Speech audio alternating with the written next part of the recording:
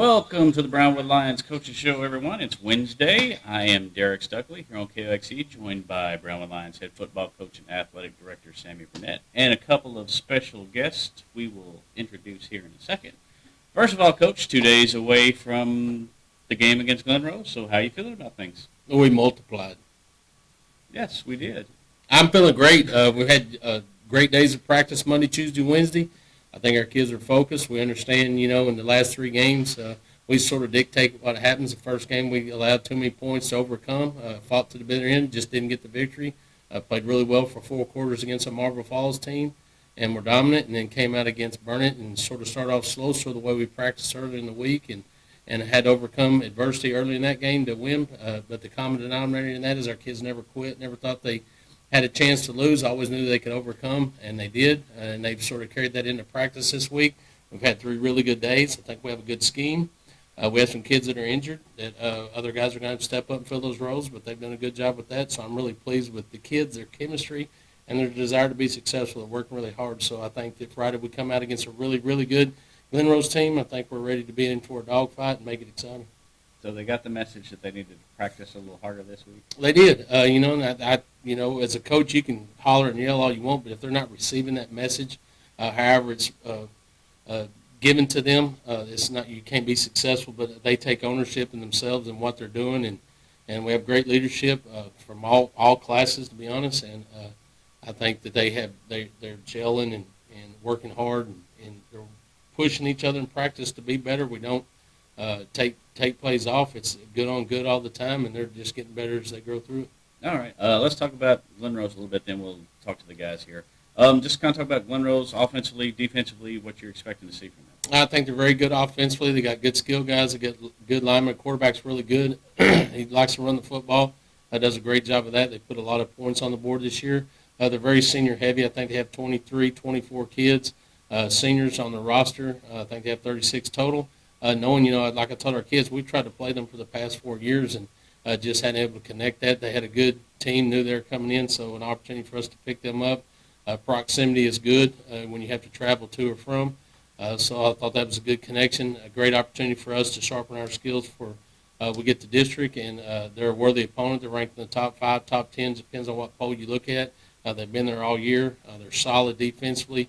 I think they have 8 seniors on defense, very good at what they do. We're going to have to do what we do. We're going to have to move the football on the ground, make good decisions, and then open up our passing game with play action, and hopefully they try to load the box. And if they play us man, then we're going to try to beat them, one-on-one matchups.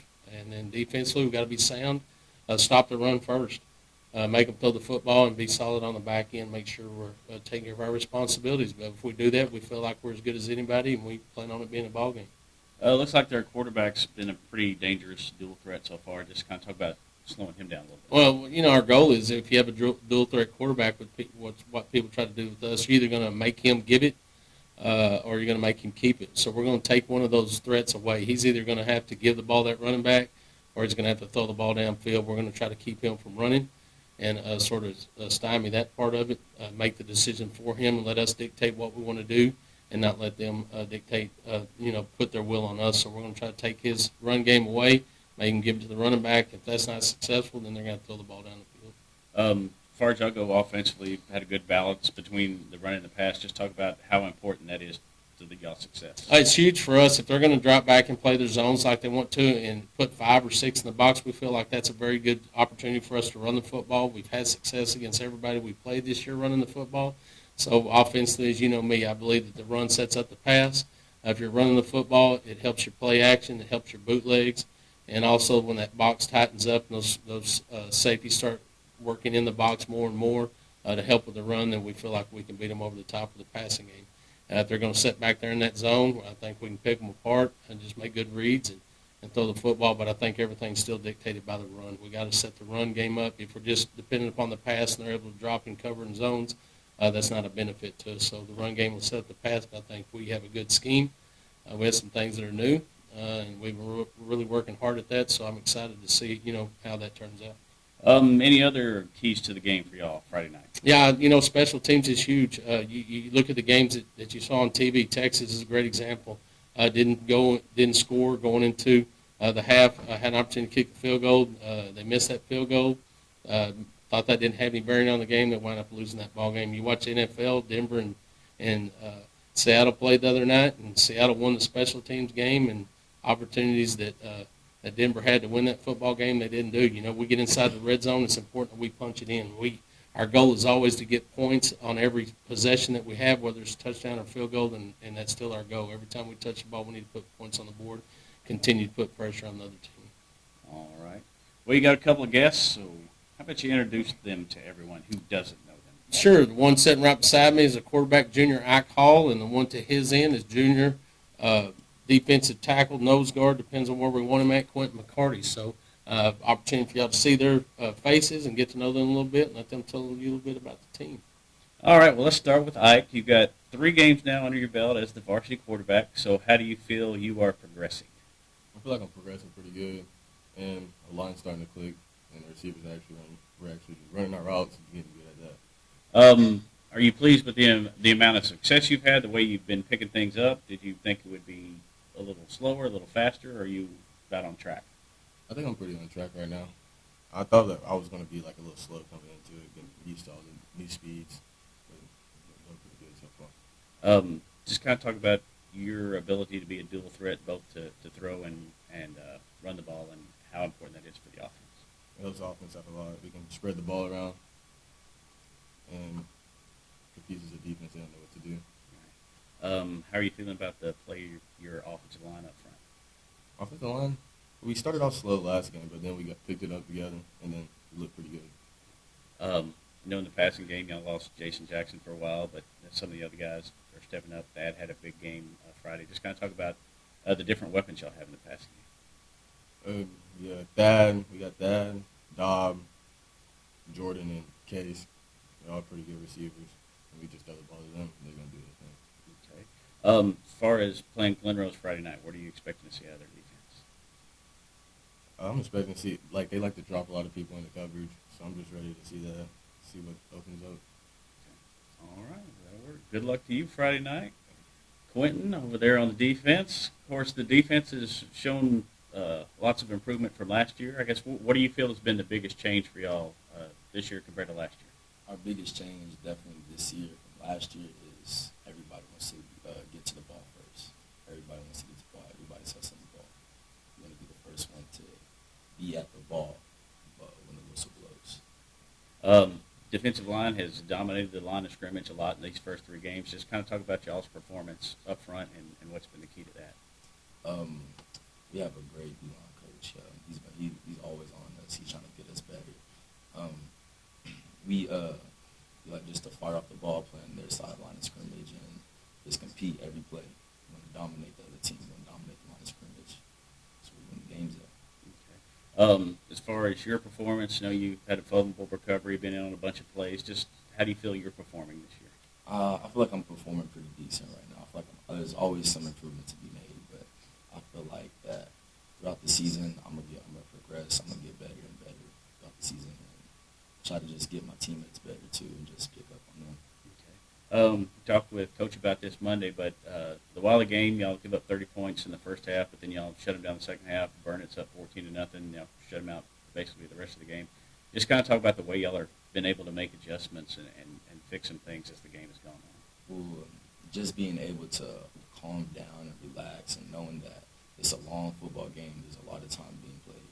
So just being able to relax and just knowing that we have to trust in each other, and if we trust in each other, we're going to be able to make plays.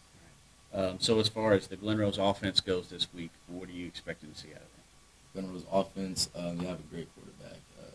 He runs the ball good. He throws the ball good. So we're going to bring a lot of pressure on him, and that they have a good O-line.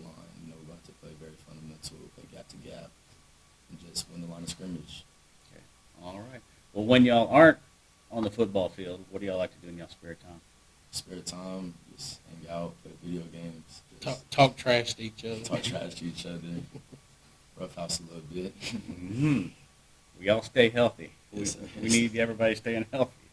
Anything else you want to say about those 2 guys, Coach? No, you can tell by listening to them. They believe in team. They believe in each other. They have confidence, slowing the game down and playing, trusting what they're supposed to do, trusting that their brother's going to do the same thing. And I tell them, it's exciting for me because they got great passion. They don't know how to quit, and they won't quit.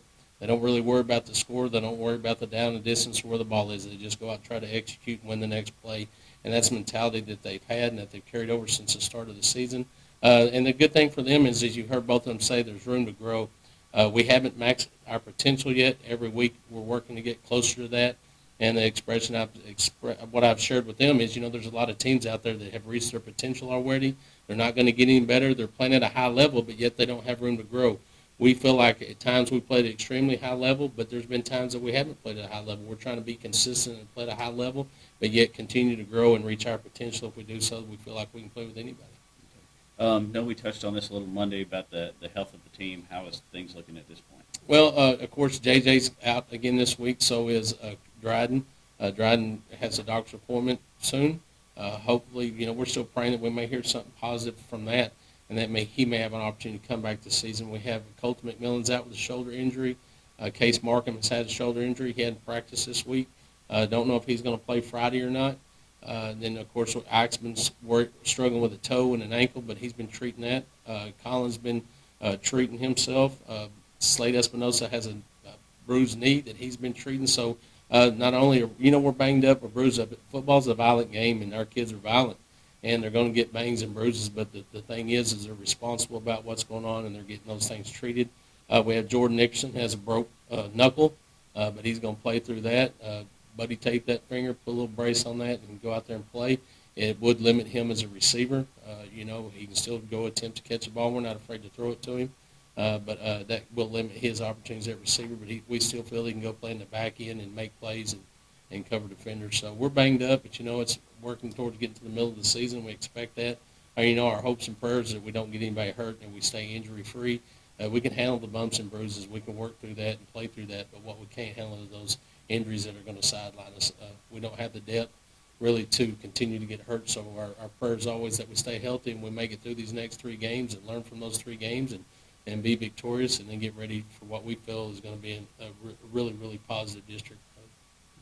Let's switch gears a little bit. I know we had volleyball last night. How did that turn out? Yeah, congratulations to the girls volleyball teams, all levels. They all 3 went over to Bangs and won their games last night. I know they're excited about that. And I also wanted to mention our cross country's in Lipan today. As usual, I don't have reports on that until later on this evening, but I'll get those and we'll share those with you on Monday. But I just wanted to mention, too, our football teams at the junior high level. Our 7th and 8th grade A team have won every game they played. They played Wiley last night. The 8th grade A played Wiley here and were successful in that game. And then our 7th grade went to Wiley and played over there. And through the course of their early season so far, they played 2 ball games against Burnett, against Wiley. And they're all undefeated, and they all have not been scored on yet. Last night's scores was 41-0, 32-0, 38-0, I think. And the same results at Burnett. So I'm really excited about the younger groups, their passion, their desire to want to be Brownwood Lions, want to be like these 2 guys over here. I was talking to Quentin earlier, and he was sharing with me that a young man on one of our younger teams was texting him and giving him results and all that. I said, well, that's a testament to you and the fact that kid looks up to you and the example that you're showing and proving to him, he wants to be like you. So I'm really pleased where we are right now with the program. And those younger guys that are out there working that want to be in these 2 guys' shoes one day, I think are on the path to do that. And I'm really proud of the success that those junior high teams are having. All right. Then we've got sub-varsity action again later this week. Yes, sorry. I'm getting choked up. Our freshmen and JV will go to Glenrose and play their freshman JV. That'll be at 5 and 6:30. Remember, you can get tickets at the gate, cash. Just show up with your money. I think it's 4 and 3, I think, or 3 and 2. Sorry, 3 and 2. And then our combined team will travel to Dublin and play their JV team over there. That's $3 at the gate. If you don't want to pay for it at the gate, if you want to go online, you can do that. The link's on the Brownwood ISD athletic webpage if you want to go ahead and get your tickets early. But if not, you can get them at the gate at $3. And remember, that game starts at 7:15 for the combined team over in Dublin. And then volleyball will be at Lampasas. The varsity game will start at 4:30. And then the freshman and JV will play at 6 o'clock in Lampasas. And, of course, we kick it off at Gordonwood Stadium Friday night at 7:30. All right. Tickets are still available? Yes. Tickets went on sale today from 8 to 12 and 1 to 4. They'll be on sale again tomorrow from 8 to 12 and 1 to 4. And remember, on Friday, we only go from 8 to 12 because Ms. Hasso has to leave the office and get everything set up at the stadium and make sure it's ready to go for all those ticket sellers and workers at the gate. So, again, tomorrow, Thursday, 8 to 12, 1 to 4, and again on Friday, 8 to 12. If you do not get your tickets then, you can get them at the gate, I'm sure. All right. There's a whole lot of stuff going on. There is a Coach. lot of stuff going on. Anything else we need to mention? Yeah, let's make sure we thank those that make this show possible. Auto Glass Magic, Burner Auto Group, Syntex Body and Paint, Syntex Equipment Sales, Citizens National Bank, Dan Hill Containers, Dr. Bon Young, Dr. Pepper Bottling Company, Edward Jones Investments, Henrik Medical, Highway Enterprises, Humphrey Pete's, Harlan Funeral Home, Landmark Life, MC Bank, Painter & Johnson Associates, Smith & Sharp Agencies, Sonic Drive-In, Stanley Chrysler, Texas Bank, Weldon Wilson Electric, Western Bank, and Willie's Deeds. All right. Well, we want to thank. Oh, what do we got here? She put it up. That's Kyle Busch. That's my guy on the. That'll be on the left, and then the owner Who is on the this right. here? That's Richard Childress Racing, and Kyle Busch will be joining that group. So I don't know if I can cheer for him anymore because I like Joe Gibbs. He's the old ball coach from the Washington Redskins. I like old Joe Gibbs. So very Christian man, but I don't know if I can root for Richard Childress Racing. This guy's kind of weird looking. That's the boss man. That's Richard Childress. Huh. We're NASCAR freaks, me and Star at those NASCAR. those two We're are. NASCAR nuts. I don't know what they're talking about. So, anyway. My guy signed a new contract. I'm sure he made a pretty penny. Number 8 car. Oh, he's taking. I told you he's taking Tyler Reddick's spot because Tyler Reddick's going to Jordan and Yep. he's going over with Michael Jordan and Denny Hamlin. But it doesn't look like Richard Childress is trying to hold me by the head. It does. It looks like Possibly. You got to watch the video to see what we're talking about. Yeah. No. Y'all know any of this? No, neither. Who's your favorite NASCAR race guy? Good answer. Mine too. Come on, Chris Busher, number 17 for Prosper, Texas. Come on. Yeah. They don't know any of that. Well, that makes 3 of us. So, all right. Well, we want to thank Ike and Quentin for coming in today. Wish y'all good luck Friday. This has been your Wednesday edition of the Brownwood Lions Coaches Show. We'll be back Monday to recap the Glen Rose game, look ahead to Waco Conley, and thank y'all for tuning in here on KOXE, the KOXE app, and the KOXE Facebook pages. Have a great day, Brownwood.